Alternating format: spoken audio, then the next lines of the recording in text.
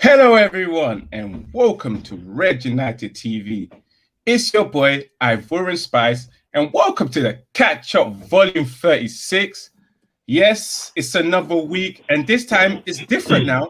We are live and direct to your TV screens, to your mobile device, through your consoles, guys. Yes, we are. You get me? And again, as always, guys, I'm with my guys. Jegs and Amok. Jegs, what are you saying? It's been another week, up and down for Manchester United. How are you, bro? I'm all good, man. I'm all good. Football to one side, I'm doing well, but football-wise, not great. Yesterday was a poor performance, but I'm sure we'll get into that. And Amok as well. We got Amok. Amok, what you saying, bro? How are you? Yeah, I'm good, I'm good, actually good.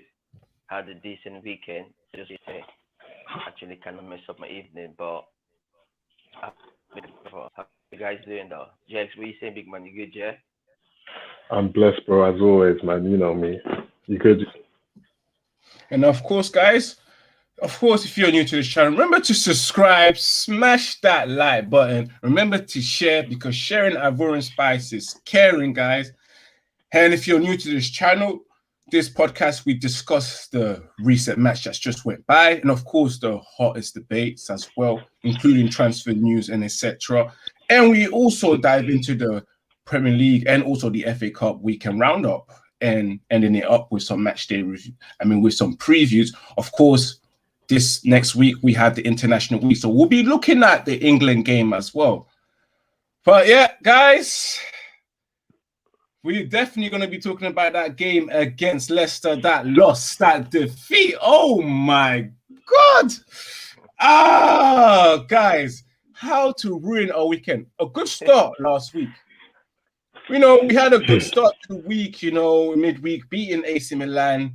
And then to end it off on a Sunday, which was a lovely weather, by the way, guys. It was a lovely Sunday. The sun was out. You thought, what a good day for Manchester United to go through and beat Leicester and go to the semi-finals, after having such a good week beating AC Milan. But yet, Manchester United failed us again when it came to crunch time, when it really mattered, guys. Oh, I'm so disappointed to see Manchester United get knocked out the FA Cup. An opportunity for us to win a trophy. An opportunity to progress, to show some progression, guys. But yet again, Oli has failed us. He has failed us. And also the players have failed us as well. Jegs, what did you think about that match? I don't even want to talk about it, man. It was a dead game. Dead performance from the boys. I'm not too sure what Maguire was doing in that game, to be honest. That ball to Fred was such a bad ball, Fred was in a position where he could have still passed it back to Henderson or cleared it, but he shouldn't have been put in that position in the first place. He had an opportunity to pass it to Tellez or to clear the ball, So that's already 1-0 down. And with Kelechi on form in the actual, it's always going to be a difficult game. And the key factor for me in this game was the simple fact that Leicester had a better midfield. They could just keep the ball. We were given the ball, especially in the first half, we kept giving the ball away, Fred especially.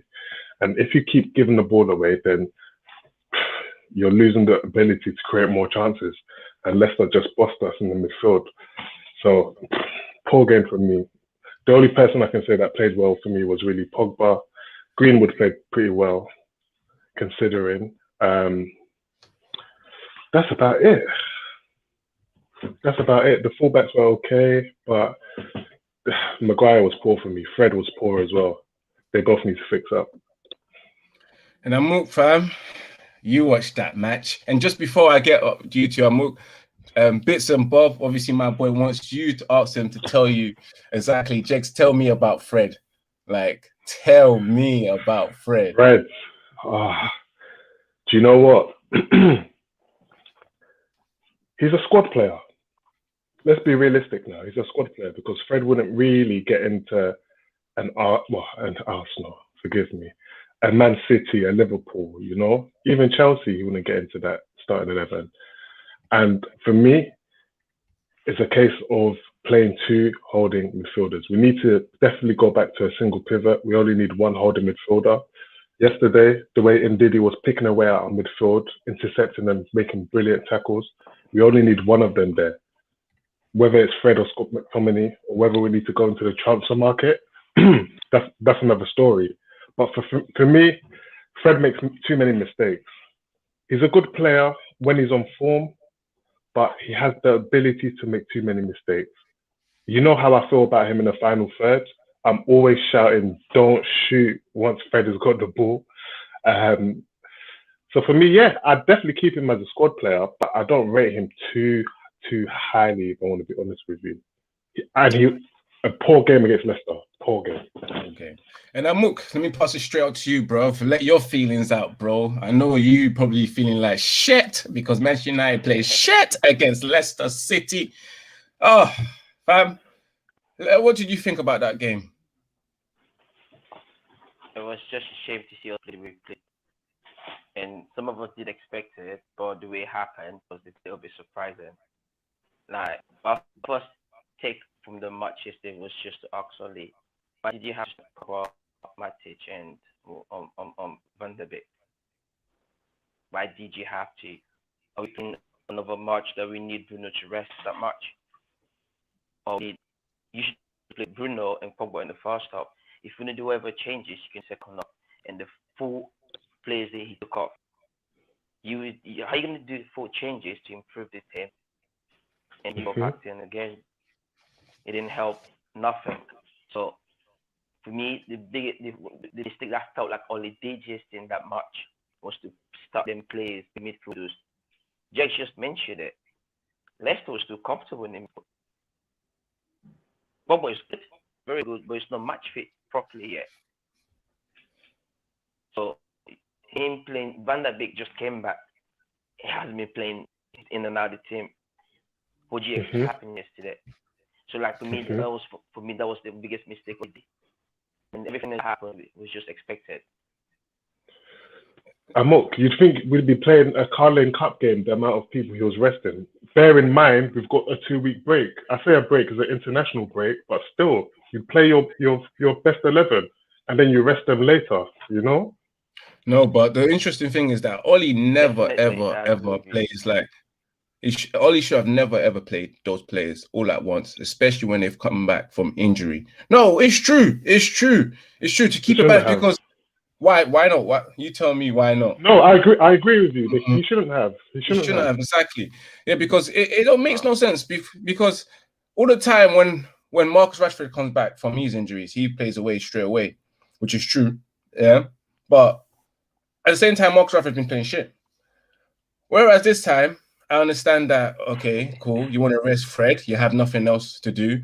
But you want to play Van der Beek, yeah, I get that. And you also want to play Pogba to give him an opportunity. But the mistake is, why play all of them at the same time? What happened to your McFred? What happened to your other players that you usually play, Marcus Rashford and all that stuff, and etc. and Daniel James? I'm shocked, yeah. I'm actually shocked as well. Did he play that? You never played Daniel James. What happened to Daniel James? I'm actually shocked that you never played him because I expected to play it. Who knows? I'm not even bothered about DJ, to be honest with you. But yeah, that starting selection, as you say, it was poor. It was just poor. It was poor. It didn't make any sense. And you know what? Yeah. You know what? It didn't make sense. The whole performance in general, but also the defense did not make any sense at all. I'm gonna throw it straight to you, man, because I'm gonna go back to you because you were talking about Maguire. That defense performance, man, what did you think of that? Especially with the mistake, especially leading to the goal. It's really upsetting because I could probably say I felt that goal the day before. Like, because it was just expected. We mentioned it, saying we've seen us from the back this season. It's not bad, but in great. ain't like other teams. And I see us making bare mistakes. And what's about this whole thing was actually called up Maguire, and he did exactly what I said about yesterday. You could pass the ball way inside, clear the ball. Don't care if you get thrown in that, but you play shoot ball, and you see the man just behind Fred, and place was another side. Like, it make no sense. Like, if I was there yesterday, I'd just ask him. I would let us watch the video together and see what happened, and ask him why didn't he put the ball to Fred or to Tellez or pass the ball in. It's upset. Like, they spend so much money on this person, and I'm not saying he's a bad defender, but he don't deserve that money. We booked this guy. Him being the club captain is playing like this. I did not see Vidic make this type of mistake. Vidic, even when your team losing, you see us up. So in terms of what we've had and what we've got right now, there's a big difference. I don't know if the money is right, but there's a big difference. It's either you spent the wrong on the player, or you got a manager that can manage his business to the right potentials. That's just what I think. The manager did the job properly, or we spent money on players who are not worthy. Amok, you're kind of breaking up right there, you know. You might want to come out and come in again and sort out your stuff, come back in. But I'm going to move up to you, Jake. With that defensive performance leading up to that goal, was it, whose fault was it? Was it Maguire's fault or was it Fred's fault?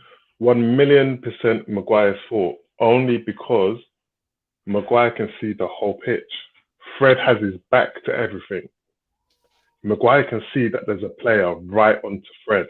So, being that Maguire can see the whole pitch, Tellez is an option. You can play a 20, 30-yard ball to other options further up the field. He put Fred in an almost impossible position. Yes, Fred could have done a little bit better, but he shouldn't have been put in that position in the first place. So Maguire is definitely to blame. You know, he's the club captain. He shouldn't be performing like that. And his performance yesterday was very, very bad against the club that he came from. Let's put the money to one side. If you're a Manchester United centre-back, you should not be performing like that. Vardy made a run and hit the ball near post. He just missed. I don't know if you remember that moment. But yeah, Maguire wasn't. Maguire was. I remember that moment. He was a bit flimsy on his feet. He got moved to. He got moved to a couple of times by Maguire wasn't strong there. Vardy. And that got me to look at some statistics. You know, I'm not too much of a statistics guy because it doesn't really represent the whole of what the players are doing on the pitch. But then I thought, why are players just moving to Maguire like this? They're just running past him, and like his tackle success is 55%. Really, his tackles 55% in the Premier League. That is his tackle success, and that's not good enough for a top centre back. You know, that's shocking because he's an £80 million defender. You know, let's forget the money. He's a Manchester United centre back. He's a Manchester, which is not good enough. 53% tackle success rating. No wonder why he hides away from all the beef, all the scraps against the big men and the tough men. I'll quickly add to that with the goal that Iniacho scored, the header. It comes down to being a captain again. For me, I don't know if it's just Sunday League football they do this, but as the captain, the centre back, you're going to look at the player that's the most threat. And at the moment, Iniacho is banging in goals. How can you leave him free at the far post? The captain and the centre back should make sure that shouldn't happen. Not to put all the blame on him, because Scott also wasn't quite good. But it's just little things like this that is costing us, you know? And one thing that really baffled me was Ollie's substitution. Made absolutely no sense, you know? We're in a situation where we need to win. He brings on Scott McTominay, takes off Fred, he takes off Pogba, he takes off who else? Van der Beek. you know, and brings on Cavani, who done absolutely nothing in that whole night. It was the whole 20 minutes that he was on. We probably had like seven touches in that whole 21 minutes, which is absolutely appalling. Who else did he bring on as well? Can you remind me who else he brought on? Because he made 4 substitutions. Bruno came on as well. So he took off 2 attacking outlets, creative outlets. Sure, the show come on. Shaw came on as well. Yeah, I know. Yeah, Bruno. He took off 2 creative attacking outlets to bring on only Bruno to do things on his own. And we need to win. We need to chase a game. We really need to win. And this is what he does. That shows a lot about what his capabilities, you know, in terms of a manager. But I'm not here to just get at him. I know that he's doing his best. You know, I can only accept that he's doing his best. It's hard. You have to get at him. After yesterday, you have to get at him. But what did you think about his substitution? No, exactly. From the starting lineup to the substitutions to everything that we saw yesterday, it wasn't good enough. At halftime, the substitution needed to be made ASAP. Van der Beek, for me, wasn't really doing too well. He was okay, a good step over for the Greenwood goal, but Bruno had to come on ASAP. He delayed everything. And then when you bring on 4 players at once, you're disrupting play because these 4 players now need to get into the game. There's a lot to do at once. He should have done maybe 1 or 2 at halftime and then maybe 2 at 60 minutes. So Ollie needs to get blamed for that, unfortunately, you know. He's doing well in the Premier League, but this was the best opportunity for him to win a cup. Southampton would have been the semi-finalist, you know. So. And Amok, what about you, bro? What did you think of the early substitution? I don't understand up to now. It just concluded what we spoke about last week. Was actually meant we had like a few minutes of debate about it. So, you know, Amok, you're kind of breaking out. Sign out and then sign back in. Okay, we'll just move it on straight away. But yes, Jex. Again, overall, it was so disappointing, especially with all these substitutions. For him to make that substitution again, I have to say it again. For him to take off creative outlets and bring on 1 creative spark while we're chasing the game made no sense. And do you think that it was fair for him to take off Telles?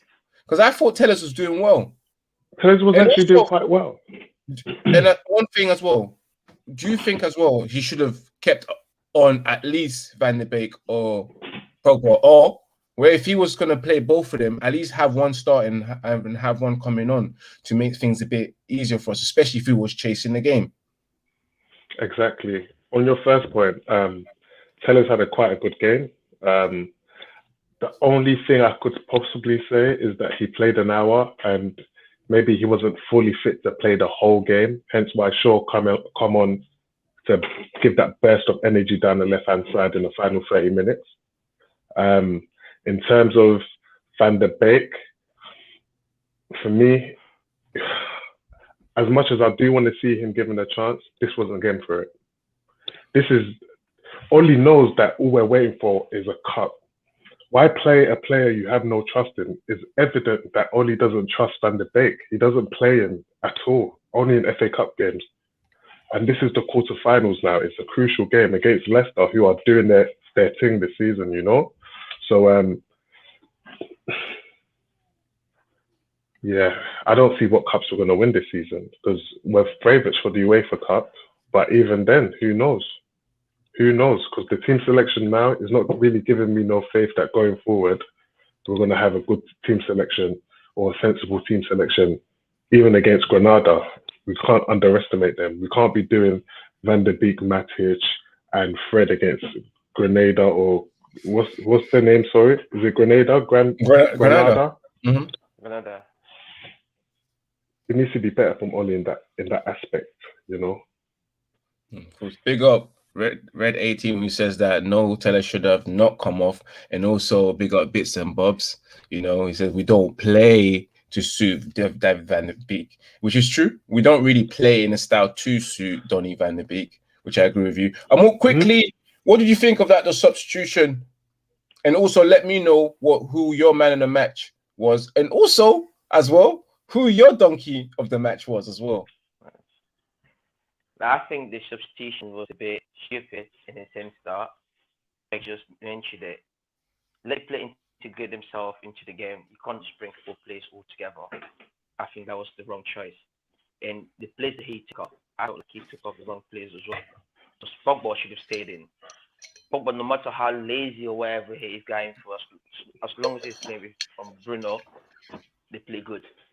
If you're chasing the match, I expected him to bring more creativity into the midfield, not bring people who we used to really. But like Jack said before, the starting lineup of the Leicester match was just wrong. And if I was to give the donkey of the match, which I'm going to do for the first time today, it's going to go to Ollie. And the player of the match, the man of the match for me would be Greenwood, just because he got that goal. Exactly. Hey, Ollie's getting that donkey of the match. He's getting that donkey of the match, guys. And Jakes, what about you? Who was your man in the match, and who was your donkey of the match in that game? I felt sorry for Greenwood yesterday because he really tried, man. He was actually playing well, but the team let him down. Greenwood, the man of the match. Donkey, it's a close one between Fred and Maguire.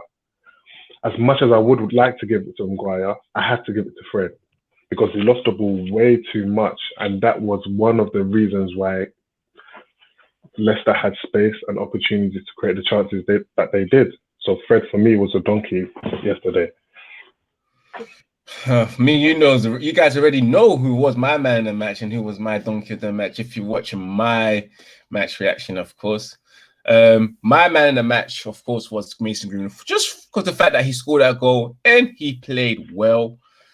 And my donkey of the match has to be Fred. And my God, as I said in my match reaction, I don't know why we're calling him Pastor Fred when he can't even pass the deliverance really well. He can't even pass the ball. He can't pass the ball. So why does he deserve the pass? When he can't do the pass successfully. We've got bits and bobs here saying that his donkey of the match is Fred and his man in the match. The referee for blowing the whistle. Hey, that's baby still. That's big on to bits and that's bobs. baby. That's a good one still. He ended our life. Referee made it things easier for us. Yeah, thank you, referee, for just ending this because we needed to go. We needed to leave. We've had enough of this nonsense. It was upsetting. Team of chat. Bad evening, though. Bad evening. And we've got Red A team. Greenwood was his man in the match, and Fred was his donkey of the match. Guys, as well, let us know. I agree with you guys. If you guys are also in the comments, let us know exactly who was your donkey of the match and who was your man in the match. Let us know what you thought of the performance as well. And of course, remember to subscribe as well. Smash that like button as well, guys. Guys, briefly, that AC Milan game, we've won 1-0.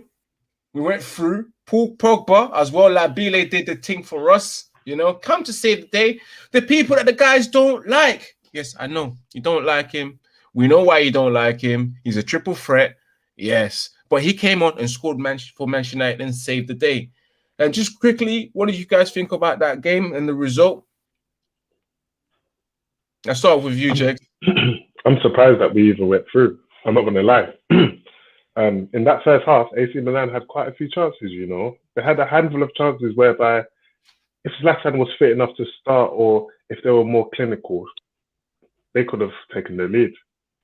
But Pogba came on and within 2 minutes, he showed his magic, showed what he can do, and was lucky to have him on, to be honest, because it was a tricky game. Like, it was quite tough. Those 2 legs against AC Milan were tougher than I'd expect, because I feel like we have a better squad than theirs.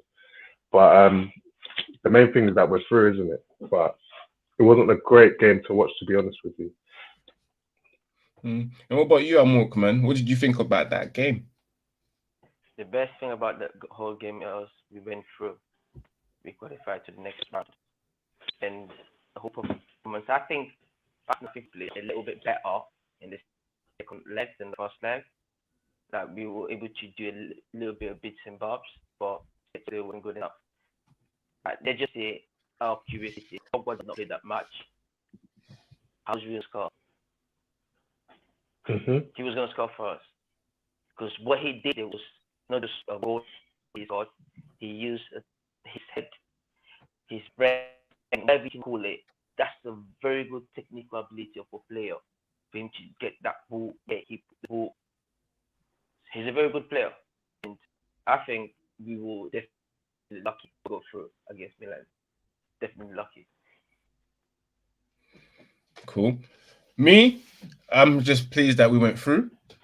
Although I thought that we played shit in the first half and did all right. The difference was Paul Pogba, because as soon as he came on, the whole game changed as well. The team started playing well and playing better. But yeah, I'm glad we are through. And of course, guys, that's the end for that topic right there. We're moving on straight to some transfer rumors. Of course, we've got Eric Bailly, my guy, mon frère, you know. Apparently, there's rumors that he's not looking to extend his contract due to the fact that he's not happy with his playing time. And of course, he doesn't understand why he's getting no explanation from Wally, aka our manager. Yes. And of course, he's not happy. And he was upset when he was left out of the team against AC Milan. I'm reading that, of course, all the time that we thought he was injured, he wasn't injured. And he wasn't allowed to defend that. I'm going to throw it straight to you, of course. With Bailly wanting to leave or not extending his contract, what do you think about that? I think for us fans, we should be worried.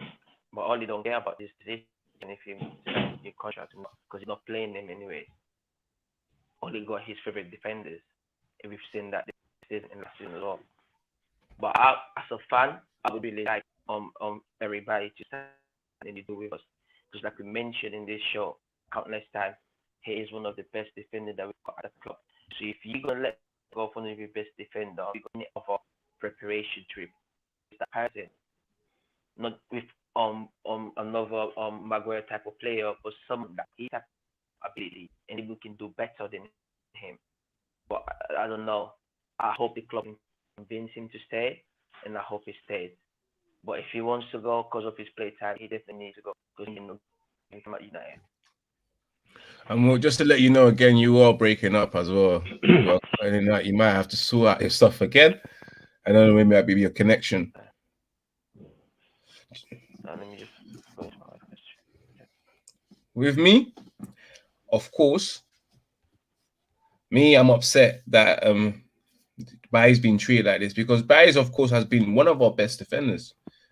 And for him to not wanting to extend his contract says a lot, because he's not the only one that wants to extend, that doesn't not want to extend his contract. You got Paul Pogba that doesn't want to extend his contract, or thinking of leaving or thinking of staying. You've got the news that Bruno, of course, we all know that Bruno, the club, wants to extend his contract, but he does not want to sign a new contract without the club, explaining their ambitions, making things clear.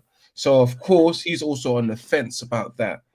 We have Cavani's father, who said that his son is, pleased with where he is, and he wants to go and play in South America.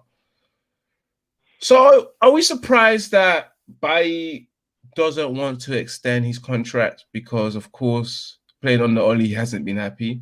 Are we really? I'm not. Are we surprised that the other players as well questioning whether to commit and stay at Manchester United? Would you stay? Jez, would you stay?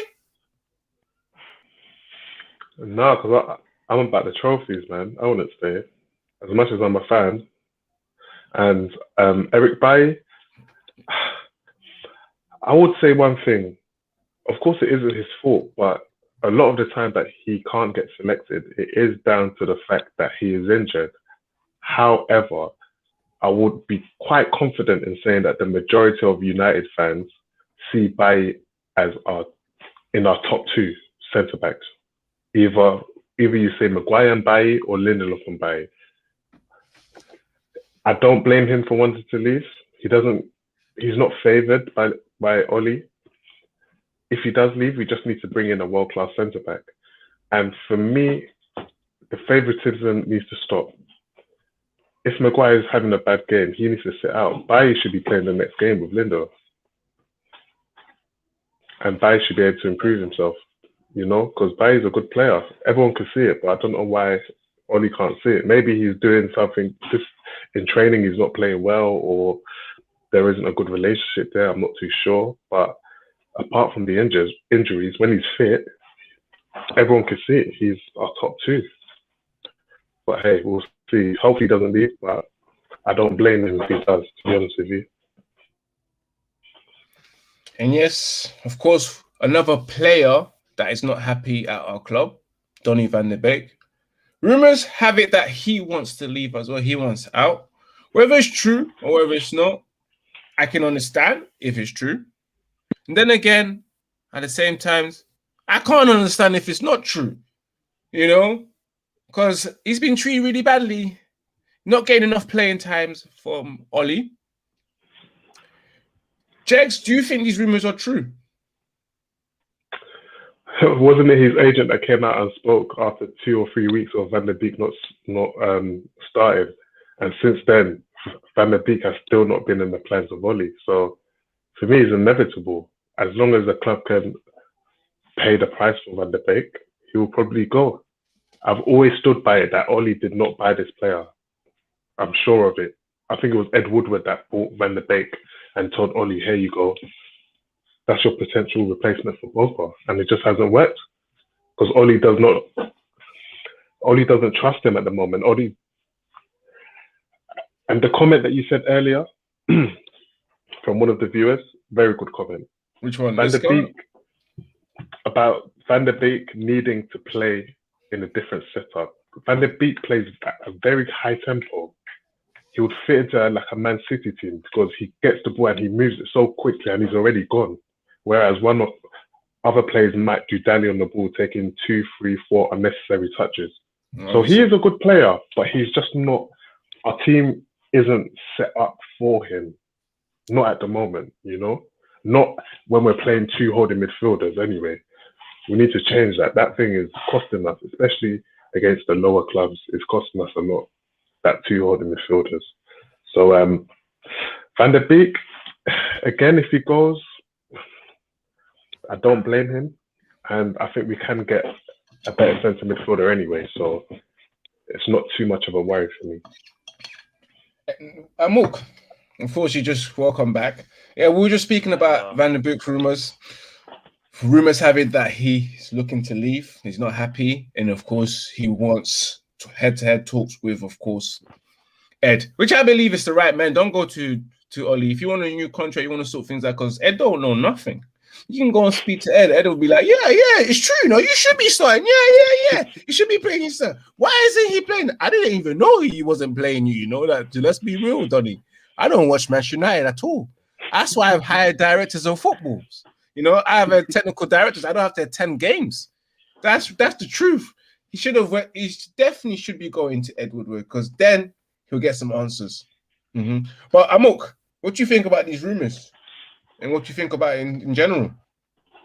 I'm with you. What you said. If it's true, you're not surprised, and even if it's wrong, you're not surprised, because rumors.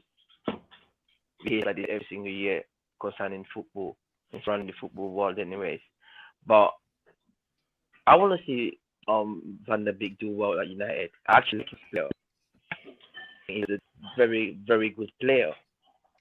Like, maybe Ollie don't know how to use him, or Ollie don't know how to play his type of way. Because I see him as a laid-back individual, but very, very creative on the ball. Look, that little touch, he touched the ball yesterday for Greenwood to get the ball. That's what we need. Somebody needs to train players like McTominay. He just will not give balls. No, sometimes technical ability counts. And Van der Beek definitely got that. But I really want to see the best out of him. If he leaves, I'm not surprised either. I don't understand why he left the club, because the club refused to give him chances. And you giving McTominay 3 chances for Van der Beek and this. Van der Beek. So I understand why if he wants to leave the club, I understand why he wants to leave the club. Okay, guys in the comments, you let us know exactly what you thought about the whole Van der Beek situation, and also the Bailly situation as well. And of course, guys, smash a like if you think that Van der Beek's going to leave. Smash a like. We move on straight up to the weekend roundup. Of course, it's been a mixed games. Of course, we had the Premier League playing as well, and also the FA Cup. We had Arsenal, our favorite London team, Arsenal West Ham, London derby. Arsenal drawing 3-3 against West Ham. We also had Spurs beating Villa. And with the FA Cup, we had Everton versus City smoking Everton, and then of course Chelsea chefing up Sheffield United. And sadly, we had us letting ourselves down, losing against Leicester. Good game against City beating Everton. So City's chances in the FA Cup is looking quite strong. It's looking like they're going well for the quadruple. What do you think about Chelsea? What do you think about Manchester City's chances, Jegs, of winning the FA Cup? Yeah, they're very strong. It's only Chelsea that I can see being a potential threat for them, and that's them in the semi-finals. So if they win the semi-finals, I can't see City slipping up. They're already going to win the league. The Champions League, they need to prove to me that they can do it. Pep needs to prove to himself that he can do it with City. So that'll be an interesting affair. I think FC Bayern will win the Champions League. So I don't think they will win everything. But the FA Cup, I think they will win it, definitely. They're showing what they've won 25 into 26 now. They're mocking it. They're moving like real life is Football Manager. How are you winning 25 games in 26? It's crazy. It's crazy, you know. So yeah, hats off to them. To be fair, I know there are odds and we don't like City, but when you see good football, sometimes you just need to say, listen, we want to play like that. We want to play better than that, even, should I be saying. But it's going to take a couple of years. It's going to take a long time for us still. But City, yeah, they should win the FA Cup. Now, Mook, Chelsea winning 2-0 against Sheffield United. Thomas Tuchel doing extremely well so far. Haven't really lost a game. What do you think about that, Mook? The translation is immense at Chelsea at right sprint stage in the league. Remember, people taking Chelsea to really get to do that bad. They started the season good and just fell off. He came in, and I did mention that on one of the shows. I think Chelsea got a good bargain. Manager that's out there, and he's actually doing it. I'm not surprised. Mm-hmm. I'm just hoping that we can get someone similar to this clubs got, like what Jake just mentioned about Man City. The football they play is beautiful. I wish we do play like Man City. Obviously, like Jake said, we got years to go before we get like Man City. But definitely Chelsea are doing good. And I think they might win the FA Cup, and I think they might be the team that we should be worried about for the second position, actually, because I don't see them losing any game anytime soon.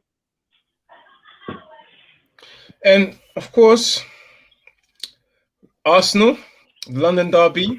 Arsenal drawing 3-0 down in the first 30 minutes. Into draw 3-3, man. Jegs, you watched that match. You messaged me. I also saw him as well. Jesse Lingard doing his thing. Another goal against Arsenal. I'm very sure Arsenal is sick of seeing the sight of him. You know, Jegs, what did you think of that game? It was a cracking game. You know, it was a good game. One of the best games of the weekend for me. Jay Lings with a great goal, top bins. I don't know if London is a place for him to stay, because the way he's playing at West Ham, he's playing like a different player. Good to see Lings play well. And I remember when they were 3-0 down, I text you and I text one of my friends that's an Arsenal supporter as well. I thought they were dead and buried. But whatever Arteta said to them at half time, well done to Arsenal. They came back and got a point, you know. And the point at West Ham isn't anything to be ashamed of, because West Ham are doing their thing this season. But it was a very good game. Yeah, Chambers played well. There was one player I was really impressed with, Odegaard. In the final third, that guy looks very comfortable, you know. No, he's a he good looks player. Very comfortable, and he was feeding the ball accurately more time. Like, he's a player I'm going to keep my eye on. He looked like a good player still. And then, Mook, man, what did you think of Arsenal's versus West Ham? I think for me it's one of the best match. Like they really came back. Actually, Messi is one of my brothers with Arsenal. I think it's a very good comeback for you guys. You know, I haven't seen you lot play. It's not coming from 3 goals down. It's the desire, the effort. They gave up everything and they played like they wanted the game more than West Ham in the second half. That's what they got it. And I felt what's his name? The West Ham, the striker for West Ham, what's his name? This guy. Well, Antonio should have scored. He should have scored that ball. That was just a When it was 3-2. That was not but I don't know what happened. Like definitely, I think it was one of the best match, and West Ham actually doing bits. It was just a shame that they had to let 3 goals in, but they're actually doing bits. I rate them and I rate the manager for them as well. Good old Moyes, yeah. Yeah, I know. And of course, guys, this is my favorite part of the show. If you guys are new to watching this, it's that time for Game of the Week. You get me? And of course, you know, because my blood clot team Arsenal dropped some couple of points. My Game of the Week, my team, you don't know, Arsenal. Jesse Lingard, I am tired of you. How do you end up scoring another classy goal against our team? I'm tired of Jesse Lingard. This is not the dance floor. Stop moonwalking on us. I've had enough of you going shaman to us all the time. First 30 minutes, I was pissed off. I'm not going to lie to you. I couldn't take watching this match. I thought I was being stabbed for several times, so many times, and I just had to watch myself bleed for a very, very long time, you know. But yeah, again, we come alive. We've made it free. You don't know. You know, the hopes is still alive. Arteta out always, every day. You don't know. Well, shit, we're not going nowhere.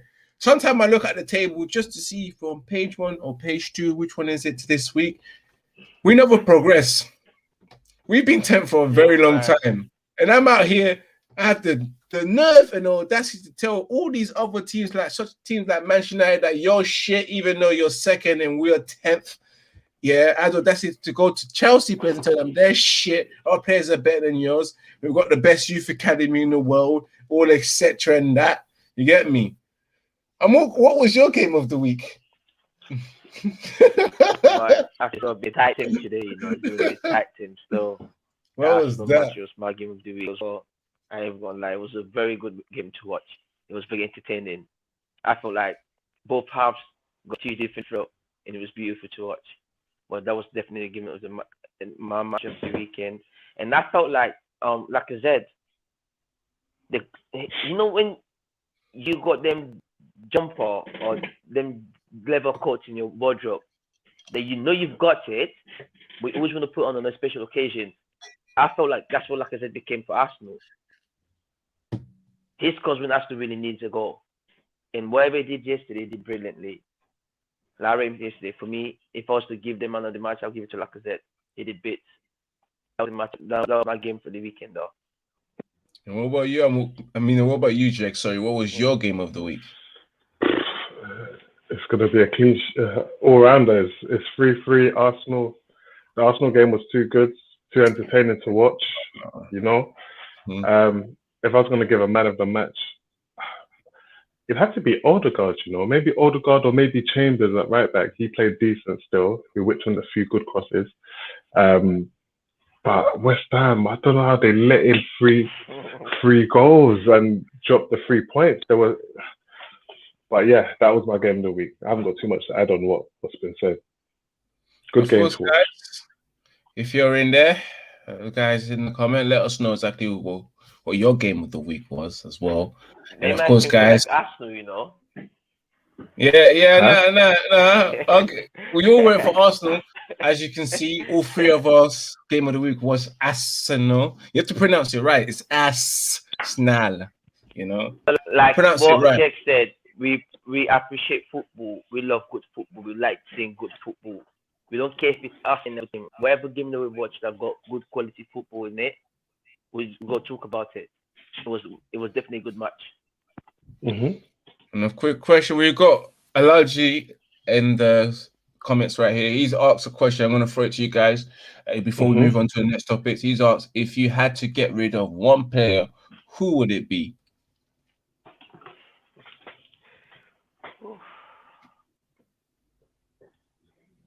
Whether that's for the starting 11, I don't know.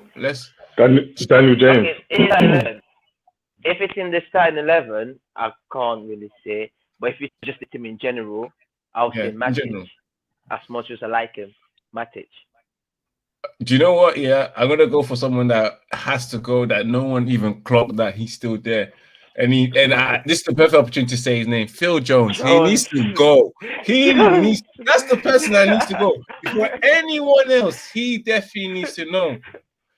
And we got, of course, in the course, you got Leicester. The man said Leicester, as if changing CDNs would make Rashford, Martial world class. Laughing my ass. So Rashford, Martial are not going to win us EPL, which is the Premier League and the Champions League, which I agree. Rashford and Martial are not clinical enough. No. For us to win anything, which I agree with you right there. Let's move. Consistency, they don't have it. That's true. All right, let's move us straight to, of course, the match previews for England as we come close to an end. England playing San Minero and Albania in the World Cup qualifiers. And guys, I will be doing match reaction for those games, so watch out on Red United TV for match reactions for England. International seasons, I must do something. You get me? England playing against San Minero and Albania, guys. Two easy teams, guys. I don't see England flopping at all. But the one thing I have to say, guys, is that I'm actually disappointed that I never got to see Aaron Wan-Bissaka get selected. You know, this is just a shame. But apart from that, despite that, you know, England should be beating this team against San Minero, Albania. Easy win, light work, light win. We shouldn't be seeing anything else but that. I'm going to throw it up to you, Amok. What do you think about England's chances against San Minero and Albania in those two games? I think England got that covered. We all think it should be an easy game for England. It definitely should be an easy game for them. But this day and age, football's changed. Everything is surprises. I just hope the manager himself can put the right team to face these teams. And definitely, I want England to win these games because we need to watch it in the World Cup as well. And what I just have to emphasize what you said about Wan-Bissaka. It's just a shame not to see him play because I would love to see him play. And I think 2 weeks ago, there was a rumor saying that he's still thinking about playing for, is it Cameroon or Togo? I can't remember when it's country. Oh, he's from Congo. Congo. Oh, yeah. He's thinking about playing them. And if that happens, I won't be surprised. Because he's, like Jack said before, if you see statistics, then the numbers are up there. That's what I would say. And what about you, Jess? How do you think England will fare against San Minero and Albania? Bro, come on, no offense to San Minero, but I think that's a time that Southgate needs to be experimenting on giving players some introductory caps and trying to see what type of tactics he wants to play going forward, you know. The Albania game will be a tougher game. Like Amok said, football's a funny game. You never know what can happen, but I do expect England to get all 6 points. England will win these 2 games. They must do. The amount of quality in that England squad, I don't see it going any other way. Yeah, definitely. Let's saying again, we can win the Premier League, Champions League with Haaland, Fred, McTominay, but not with Rashford, Martial, new CDM, and Didi, Dembele, and Kante. And Didi, trust me, we need Ndidi or Kante. Kante's a bit older. I'd go for Ndidi. No, I'll go for Ndidi. Ndidi is the big one. He got more youth in him. And Ndidi can play that pivot role by himself. He's strong. Yeah, actually strong. I'll go for Ndidi, but I also would like to get Declan Rice because he can play ball That's the difference between him and Diddy. No, I don't want. I don't want. I rate Declan, you know. But you can get Yes, and I rate him, but if you you know don't, he's if you gonna just want cost to get a like sweep, 80, 100 mil. that's true. If you want to get a sweep or someone that just does the thing and does it as a world class, yes, and Diddy, I'm up for it. I say yes to both of them, any of them. Sure. The reason why I say Diddy is because it will allow us to play the likes of Fred and Bruno together. You can have faith in Diddy to be there by himself to clear up. That's you know, what he's energetic. That's what you just said. What does Oli think that way? We get on in Diddy will out. Remember, every time Oli changes his tactics, our club gets suffer. Oli's tactics changes. Every time he changes his tactics, we get suffer. We just seen it against Leicester weekend. So I want us to get Diddy, but like I actually understand why Ivan Spice said we should get what's it called Declan Rice. It just brings something different. Like if we think about the manager himself, I'll go for Declan Rice. But if I'm thinking about the club as in general, I'll go for Ndidi. I agree with that. Say no more.